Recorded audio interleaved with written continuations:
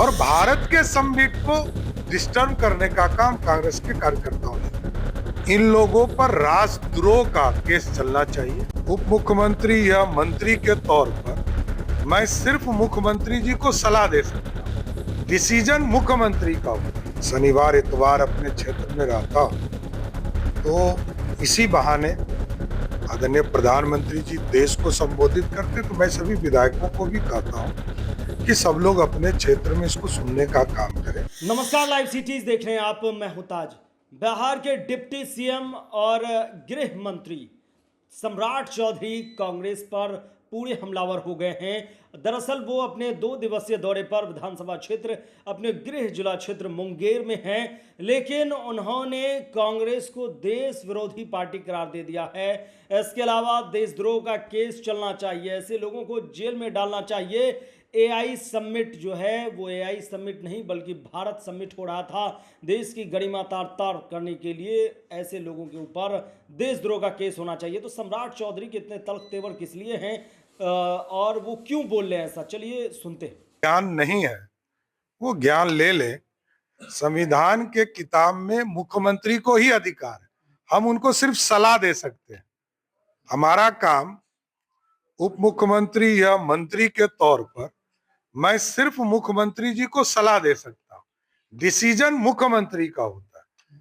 बिहार की जनता ने पिछले 20 वर्षों से नीतीश कुमार जी को देखा है और उसके पहले के भी शासन को बिहार की जनता ने देखा है। इसलिए बिहार की जनता जानती है कि काम करने वाला कौन है और सिर्फ बातें बनाने वाला कौन है। सर, पीएम की मन की बात कल सीधे मुंगेर के भी लोग सुनेंगे, सत्ता भी वहां पर मौजूद नहीं, मैं तो एक ही दिन क्षेत्र आ पाता हूँ। विधायक जनता ने बनाया है तो विधायक का भी थोड़ा दायित्व करना है, निभाना है। तो मैं तो एक ही दिन अंतिम शनिवार इतवार अपने क्षेत्र में रहता हूँ, तो इसी बहाने आदरणीय प्रधानमंत्री जी देश को संबोधित करते, तो मैं सभी विधायकों को भी कहता हूँ कि सब लोग अपने क्षेत्र में इसको सुनने का काम करें और अपने संगठन की भी चिंता करनी चाहिए। बूथ पर हमारे लोग क्या काम कर रहे हैं, बूथ की चिंता कर रहे हैं, नहीं कर रहे हैं, और आदरणीय प्रधानमंत्री जी जो मार्गदर्शन देते हैं उसको अपने कार्यकर्ताओं के बीच में शेयर करने की जरूरत है। देखिए, कांग्रेस पार्टी भारत विरोधी है। भारत में राजतंत्र चाहती है कि एक राजा एक परिवार उसी का लोग सत्ता के पीछे रहे। यह लोकतांत्रिक पार्टी है। आज लोकतंत्र है। भारतीय जनता पार्टी का कौन अध्यक्ष होगा कोई नहीं जानता। बिहार से आदरणीय नितिन नवीन जी राष्ट्रीय अध्यक्ष जी हुए, किसी को देश में नहीं पता है।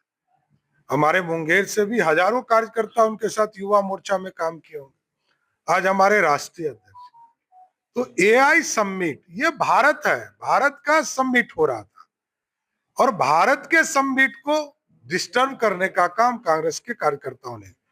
इन लोगों पर राष्ट्रद्रोह का केस चलना चाहिए और इन लोग पर कार्रवाई करके जेल में डालना। तो आपने सुना कि किस कदर वो कह रहे हैं कि कांग्रेस देश में लोकतंत्र खत्म करके राजतंत्र चाहती है, अपने पार्टी और परिवार के हिसाब से जो है देश को चलाना चाहती है। हमारे पार्टी का संविधान ऐसा है कि कौन राष्ट्रीय अध्यक्ष बनेगा ये किसी को नहीं पता चलता है, लेकिन दूसरी पार्टी में देख लीजिए सब कुछ स्पष्ट है।